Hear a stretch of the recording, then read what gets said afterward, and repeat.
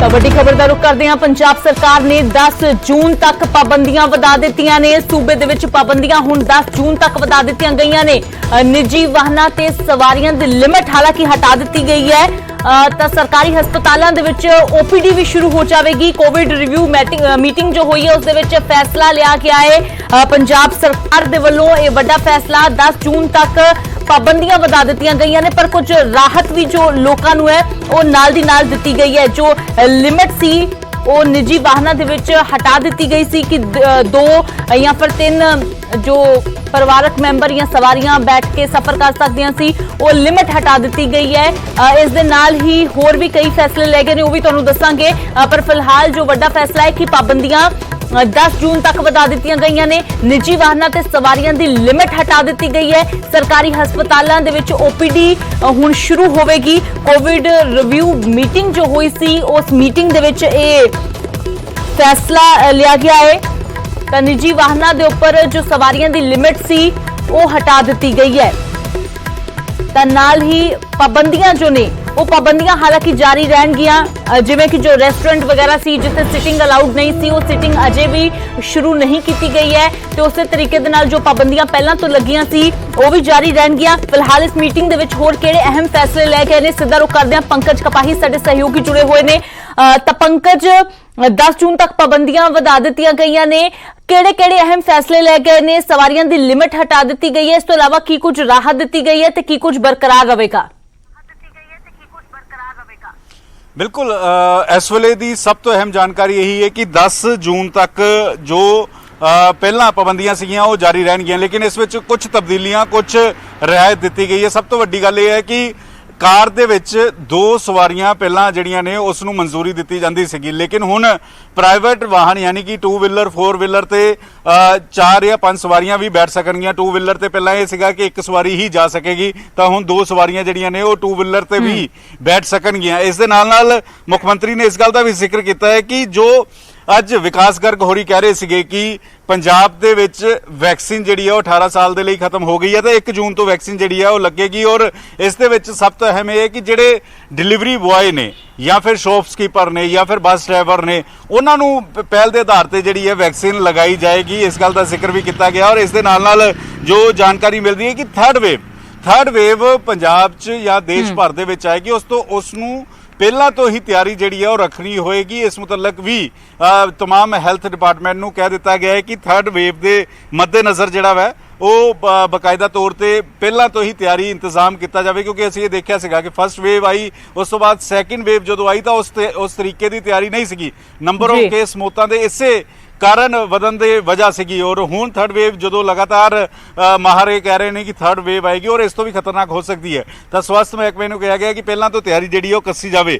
ਇਸ ਤੋਂ ਇਲਾਵਾ ਜੋ ਜਾਣਕਾਰੀ ਮਿਲੀ ਹੈ ਕਿ ਬਲੈਕ ਫੰਗਸ ਕਿਉਂਕਿ ਬਹੁਤ ਸਾਰੇ ਅਜਿਹੇ ਮਾਮਲੇ ਸਾਹਮਣੇ ਆ ਰਹੇ ਦੇਸ਼ ਭਰ ਦੇ ਵਿੱਚ ਕਿ ਕੋਵਿਡ ਤਾਂ ਠੀਕ ਹੋ ਜਾਂਦਾ ਹੈ, ਲੇਕਿਨ ਬਲੈਕ ਫੰਗਸ ਦੇ ਮਾਮਲੇ ਸਾਹਮਣੇ ਆ ਰਹੇ ਹੈ। ਤਾਂ ਇਸੇ ਮੁਤਲਕ ਇਹ ਜਾਣਕਾਰੀ ਮਿਲੀ ਕਿ 188 ਕੇਸ ਪੰਜਾਬ ਦੇ ਵਿੱਚ ਬਲੈਕ ਫੰਗਸ ਦੇ ਆਏ ਨੇ। ਔਰ ਇਸੇ ਵਜ੍ਹਾ ਕਰਕੇ ਜੋ ਹੈਲਥ ਡਿਪਾਰਟਮੈਂਟ ਹੈ ਉਹਨਾਂ ਨੂੰ ਕਿਹਾ ਗਿਆ ਹੈ ਕਿ ਇਸ ਦੇ ਲਈ ਦਵਾਈ ਜਿਹੜੀ ਹੈ ਪੂਰੀ ਮੁਹੱਈਆ ਕਰਵਾਈ ਜਾਵੇ, ਦਵਾਈ ਜਲਦ ਤੋਂ ਜਲਦ ਕਰਵਾਈ ਜਾਵੇ ਤਾਂ ਕਿ ਬਲੈਕ ਫੰਗਸ ਦੇ ਮਾਮਲੇ ਵੀ ਘਟਣ ਔਰ ਦੂਸਰਾ ਬਲੈਕ ਫੰਗਸ ਦੇ ਨਾਲ ਮੌਤ ਵੀ ਜਿਹੜੀ ਆ ਉਹ ਨਾ ਹੋਵੇ।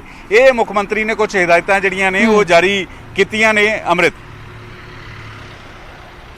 ਤਾਂ ਪੰਕਜ ਇੱਕ ਹੋਰ ਗੱਲ ਜਾਣਨਾ ਚਾਹਾਂਗੇ ਕਿ ਸਵਾਰੀਆਂ ਦੀ ਜੋ ਲਿਮਟ ਹੈ ਉਹ ਨਿੱਜੀ ਵਾਹਨਾਂ ਦੇ ਉੱਪਰ ਤਾਂ ਹਟਾ ਦਿੱਤੀ ਗਈ ਹੈ, ਪਰ ਕੀ ਟਰਾਂਸਪੋਰਟ ਨੂੰ ਲੈ ਕੇ ਵੀ ਕੋਈ ਫੈਸਲਾ ਲਿਆ ਗਿਆ? ਜਿਵੇਂ ਬੱਸਾਂ ਦੇ ਵਿੱਚ ਵੀ 50% ਸਵਾਰੀਆਂ ਦੇ ਨਾਲ ਸਫ਼ਰ ਦੀ ਇਜਾਜ਼ਤ ਦਿੱਤੀ ਗਈ ਸੀ, ਉਸ ਨੂੰ ਲੈ ਕੇ ਵੀ ਕੋਈ ਨਵਾਂ ਫੈਸਲਾ ਆਇਆ ਜਾਂ ਉਹ ਉਸੇ ਤਰੀਕੇ ਦੇ ਨਾਲ ਪੁਰਾਣੇ ਨਿਯਮ ਹੀ ਲਾਗੂ ਰਹਿਣਗੇ ਉੱਥੇ? देखो ਬੱਸਾਂ ਦੇ ਵਿੱਚ 50% ਦੀ ਸਵਾਰੀਆਂ ਜਿਹੜੀਆਂ ਨੇ ਉਹ ਰਹਿਣਗੀਆਂ, ਕਿਉਂਕਿ ਲਗਾਤਾਰ ਇਹ ਕਿਹਾ ਜਾ ਰਿਹਾ ਸੀਗਾ ਵੱਖ-ਵੱਖ ਲੋਕ ਜਿਹੜੇ ਗੱਲਾਂ ਕਰਦੇ ਸੀ, ਨਿਊਜ਼ 18 ਤੱਕ ਵੀ ਆਪਣੀ ਗੱਲ ਪਹੁੰਚਾਉਂਦੇ ਸੀਗੇ ਕਿ ਸਰਕਾਰ ਤੋਂ ਸਵਾਲ ਪੁੱਛਿਆ ਜਾਵੇ ਕਿ ਅਗਰ ਇੱਕ ਛੱਤ ਦੇ ਹੇਠਾਂ ਯਾਨੀ ਕਿ ਇੱਕ ਘਰ ਦੇ ਵਿੱਚ 4 ਜੀ ਰਹਿ ਰਹੇ ਨੇ ਤਾਂ ਉੱਥੇ ਇਕੱਠੇ ਰਹਿ ਰਹੇ ਨੇ, ਔਰ ਉਹੀ 4 ਜੀ ਜਦੋਂ ਘਰੋਂ ਬਾਹਰ ਨਿਕਲਦੇ ਨੇ ਔਰ ਇੱਕ ਕਾਰ ਵਿੱਚ ਬੈਠਦੇ ਨੇ ਤਾਂ ਫਿਰ ਉਹਨਾਂ ਦਾ ਚਲਾਨ ਕਿਉਂ ਕੱਟਿਆ ਜਾਂਦਾ ਵਾ? ਇਹ ਲਗਾਤਾਰ ਸਵਾਲ ਬਣਿਆ ਹੋਇਆ ਸੀਗਾ। ਔਰ ਜਦੋਂ ਵੇਵ ਘਟੀ ਹੈ, ਕਿਉਂਕਿ ਪਿਛਲੇ ਮਹੀਨੇ ਤੋਂ ਲੈ ਕੇ ਹੁਣ ਤੱਕ ਪਿਛਲੇ ਅਗਰ 5 ਦਿਨਾਂ ਦੇ ਆંકੜੇ ਦੇਖੇ ਜਾਣ ਤਾਂ ਮੌਤ ਦੇ ਆંકੜੇ ਚਾਹੇ 180 190 ਰਹਿ ਰਹੇ ਨੇ, ਲੇਕਿਨ ਜੋ 8000 9000 ਕੇਸ ਸਾਹਮਣੇ ਆ ਰਹੇ ਸੀਗੇ ਉਹ ਹੁਣ ਤਕਰੀਬਨ 4500 5000 4000 ਦੇ ਕਰੀਬ ਜਿਹੜੇ ਨੇ ਉਹ ਰੋਜ਼ਾਨਾ ਸਾਹਮਣੇ ਆ ਰਹੇ ਨੇ। 24 ਘੰਟੇ ਦੇ ਮਾਮਲੇ ਇੰਨੇ ਸਾਹਮਣੇ ਆ ਰਹੇ ਨੇ। ਇਸੇ ਵਜ੍ਹਾ ਕਰਕੇ ਜਦੋਂ ਵੇਵ ਡਾਊਨ ਹੋਣਾ ਸ਼ੁਰੂ ਹੋਈ ਹੈ ਤਾਂ ਕੁਝ ਰਿਆਇਤਾਂ ਮਿਲੀਆਂ, ਔਰ ਇਸ ਰਿਆਇਤ ਇਹ ਦਿੱਤੀ ਗਈ ਹੈ ਕਿ ਅਗਰ ਕਿਸੇ ਕੋਲ 4 ਪਹੀਆ ਵਾਹਨ ਹੈ, ਯਾਨੀ ਕਿ ਅਗਰ ਕਿਸੇ ਕੋਲ ਕਾਰ ਹੈ ਉਸ ਦੇ ਵਿੱਚ 4 ਸੀਟਾਂ ਨੇ ਤਾਂ 4 ਸਵਾਰੀਆਂ ਬੈਠ ਸਕਣਗੀਆਂ। ਲੇਕਿਨ ਇਹ ਪ੍ਰਾਈਵੇਟ ਵਾਹਨ ਹੋਣਾ ਚਾਹੀਦਾ, ਟੈਕਸੀ ਦਾ ਜ਼ਿਕਰ ਨਹੀਂ ਕੀਤਾ, ਔਰ ਇਸ ਦੇ ਨਾਲ ਨਾਲ ਬੱਸਾਂ ਦਾ ਜ਼ਿਕਰ ਨਹੀਂ ਕੀਤਾ। ਬੱਸਾਂ ਦੇ ਵਿੱਚ ਉਸੇ ਤਰੀਕੇ ਦੇ ਨਾਲ ਜਿਹੜਾ ਵੈ 50% ਹੀ ਸਵਾਰੀਆਂ ਜਿਹੜੀਆਂ ਨੇ ਫਿਲਹਾਲ 10 ਜੂਨ ਤੱਕ ਜਿਹੜੀਆਂ ਨੇ ਉਹ ਬੈਠਣਗੀਆਂ। ਅੰਮ੍ਰਿਤ बिल्कुल पंकज, तो फिलहाल आम लोगों को जरूर कुछ राहत देने की गल की गई है कि सवारियां की जो लिमिट हटा दी गई है। शुक्रिया पंकज इस तमाम जानकारी के लिए। तो हुण तुसीं अपनी गड्डी दे विच जेकर घर तो निकलना है तो तुसीं 4 लोग जो ने या 5 लोग ने अपने कार दे विच बैठ के जा सकते हो, जिसकी लिमिट पहला वधा के 2 या सिर्फ 3 कर दी गई सी। पर क्योंकि जिवें पंकज ने जानकारी दी कि लोग सवाल खड़ा करते सी, लोग ऑब्जेक्शन करते सी कि जदों असीं एक घर दे विच रहने आ तां फिर साडे ही घर तो परिवारक मैंबरां नूं बाहर निकलण ते किसी तो खतरा किस तरह का हो सकता है। तो इसलिए हुण लिमिट हटा दी गई है, पर पाबंदियां पंजाब दे विच 10 जून तक जारी रहणगियां। तो उधर ऑक्सीजन नूं लैके भी वड्डा फैसला सरकार दे वल्लों लिया के आए। ऑक्सीजन नूं लैके वड्डा फैसला लैंदियां सरकार ने इंडस्ट्री नूं ऑक्सीजन दे इस्तेमाल की इजाजत दे दी है। सिर्फ जरूरी कामां दे लई ऑक्सीजन का इस्तेमाल हो सकेगा। पंजाब च फिलहाल ऑक्सीजन की किल्लत नहीं है, ये पंजाब सरकार ने दावा किया है। सरकार ने कहा पिछले 10 दिनों दे विच ऑक्सीजन की मंग दे विच कमी आई है ते साडे कोल जो समर्था के मुताबिक ऑक्सीजन उपलब्ध है। पंजाब दे विच कोई भी कमी इस वेले नहीं है, फिलहाल ऑक्सीजन की किल्लत नहीं है। नाल ही सरकार ने भी दावा किया है कि पिछले 10 दिनों च ऑक्सीजन की मंग की जो मंग है उसकी घटी है। तो इसलिए ऑक्सीजन नूं लैके सरकार का जो वड्डा फैसला कि इंडस्ट्री भी हुण ऑक्सीजन का इस्तेमाल कर सकेगी, पर सिर्फ जरूरी कामां दे लई।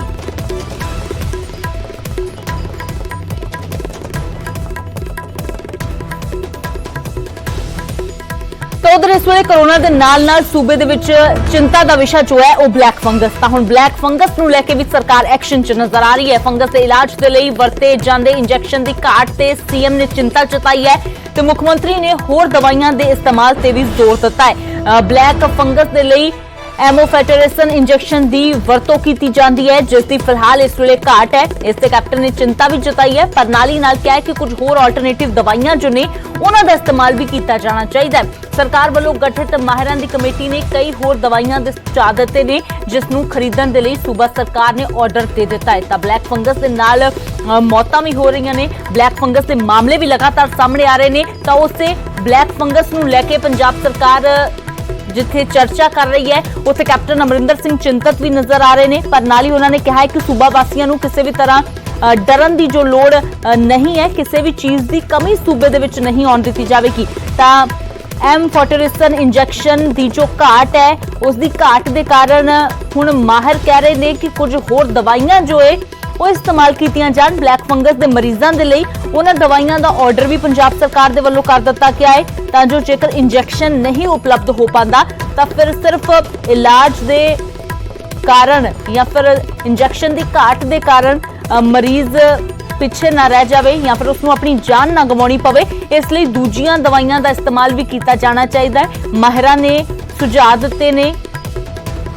तो दूजे पासे पंजाब सरकार ने वैक्सीनेशन का भी दायरा वधाउण दा ऐलान कर दिता है। 18+ के उम्र वर्ग च मजदूरों तो इलावा दुकानदारां, रेहड़ी वालियां, delivery boys, cab driver, conductor, counsellor, sarpanch, mayor ते पंचां नूं तवज्जो देने की तैयारी कर ली है। 1 जून तो यह फैसला लागू किया जाएगा। तो वैक्सीनेशन का दायरा वधाउण दी जो है वो लगातार सरकार कोशिश कर रही है। हालांकि वैक्सीनेशन की किल्लत बेशक वख-वख सूबਿਆਂ च चल रही है, पर पंजाब सरकार बार-बार यह दावा कर रही है कि किसी नूं भी वांझा नहीं रहन दिता जाएगा, हर किसी तक वैक्सीन पहुंचाई जाएगी।